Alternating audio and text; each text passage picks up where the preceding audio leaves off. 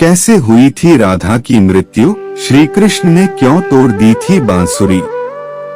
मित्रों, जब भी प्रेम की बात होती है तो श्री कृष्ण राधा के प्रेम की मिसाल सबसे पहले आती है। राधा श्री कृष्ण के प्रेम को जीवात्मा और परमात्मा का मिलन कहा जाता है। राधा श्री कृष्ण का बचपन का प्यार थी। श्री कृष्ण जब 8 साल के थे तब दोनों ने प्रेम की अनुभूति की। राधा श्री कृष्ण के दैवीय गुणों से परिचित थीं। उन्होंने जिंदगी भर अपने मन में प्रेम की स्मृतियों को बनाए रखा।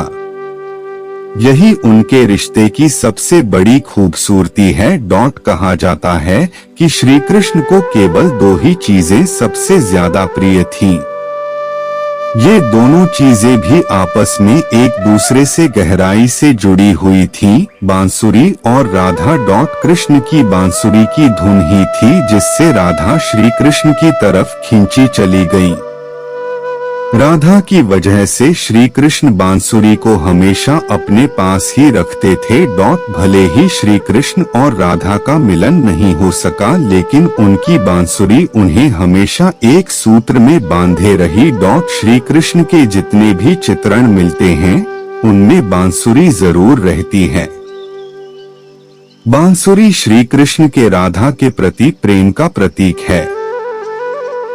वैसे तो राधा से जुड़े कई अलग अलग विवरण मौजूद हैं, लेकिन एक प्रचलित कहानी नीचे दी गई है।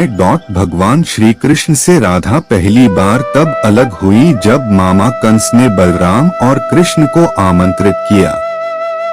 वृंदावन के लोग यह खबर सुनकर दुखी हो गए। मथुरा जाने से पहले श्री कृष्ण राधा से मिले थे। राधा कृष्ण के मन में चल रही हर गतिविधि को जानती थी। राधा को अलविदा कह कृष्ण उनसे दूर चले गए। कृष्ण राधा से ये वादा करके गए थे कि वो वापस आएंगे, लेकिन कृष्ण राधा के पास वापस नहीं आए। उनकी शादी भी रुक्मिणी से हुई। रुक्मिणी ने भी श्री कृष्ण को पाने के लिए बहुत जतन किए थे। श्री कृष्ण से विवाह के लिए वह अपने भाई रुक्मी के खिलाफ चली गईं। राधा की तरह वह भी श्री कृष्ण से प्यार करती थीं। रुक्मिणी ने श्री कृष्ण को एक प्रेम पत्र भी भेजा था कि वह आकर उन्हें अपने साथ ले जाएं।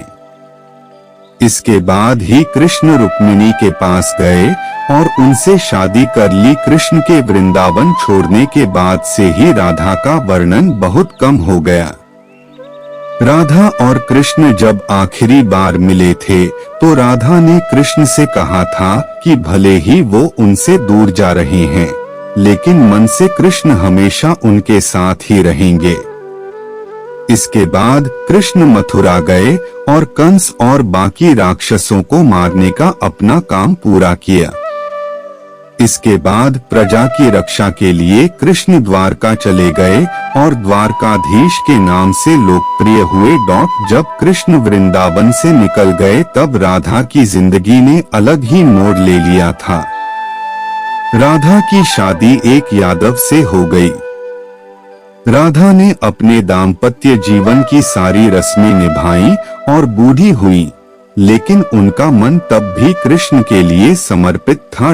राधा ने पत्नी के तौर पर अपने सारे कर्तव्य पूरे किए। दूसरी तरफ श्री कृष्ण ने अपने दैवीय कर्तव्य निभाए। सारे कर्तव्यों से मुक्त होने के बाद राधा आखिरी बार अपने प्रियतम कृष्ण से मिलने गईं। जब वह द्वारका पहुंची तो उन्होंने कृष्ण के रुक्मिणी और सत्यभामा से विवाह के बारे में सुना, लेकिन वह दुखी नहीं हुई। जब कृष्ण ने राधा को देखा तो बहुत प्रसन्न हुए। दोनों संकेतों की भाषा में एक दूसरे से काफी देर तक बातें करते रहे। राधा जी को कान्हा की नगरी द्वारिका में कोई नहीं पहचानता था। राधा के अनुरोध पर कृष्ण ने उन्हें महल में एक देविका के रूप में नियुक्त किया। राधा दिन भर महल में रहती थी और महल से जुड़े कार्य देखती थी। मौका मिलते ही वह कृष्ण के दर्शन कर लेती थी। लेकिन महल में राधा ने श्री कृष्ण के साथ पहले की तरह का आध्यात्मिक जुड़ाव महसूस नहीं कर पा रही थी, इसलिए राधा ने महल से दूर जाना तय किया। उन्होंने सोचा कि वह दूर जाकर दोबारा श्री कृष्ण के साथ गहरा आत्मीय संबंध स्थापित कर पाएंगी। उन्हें नहीं पता था कि वह कहाँ जा रही हैं, लेकिन भगवान श्री कृष्ण जानते थे। धीरे धीरे समय बीता और राधा बिल्कुल अकेली और कमजोर हो गई। उस वक्त उन्हें भगवान श्री कृष्ण की आवश्यकता पड़ी। आखिरी समय में भगवान श्री कृष्ण उनके सामने आ गए। कृष्ण ने राधा से कहा कि वह उनसे कुछ मांगे, लेकिन राधा ने मना कर दिया। कृष्ण के दोबारा अनुरोध करने पर राधा ने कहा कि वह आखिरी बार उन्हें बांसुरी बजाते देखना चाहती हैं। श्री कृष्ण ने बांसुरी ली और बेहद सुरीली धुन में बजाने लगे। श्री कृष्ण ने दिन रात बांसुरी बजाई जब तक राधा आध्यात्मिक रूप से कृष्ण में विलीन नहीं हो गई। बांसुरी की धुन सुनते सुनते राधा ने अपने शरीर का त्याग कर दिया।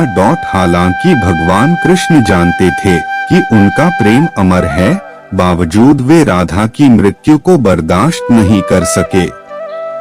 कृष्ण ने प्रेम के प्रतीकात्मक अंत के रूप में बांसुरी तोड़कर झाड़ी में फेंक दी। उसके बाद से श्री कृष्ण ने जीवन भर बांसुरी या कोई अन्य वादक यंत्र नहीं बजाया। कहा जाता है कि जब द्वापर युग में नारायण ने श्री कृष्ण का जन्म लिया था, तब माँ लक्ष्मी ने राधा रानी के रूप में जन्म लिया था, ताकि मृत्यु लोक में भी वे उनके साथ ही रहे।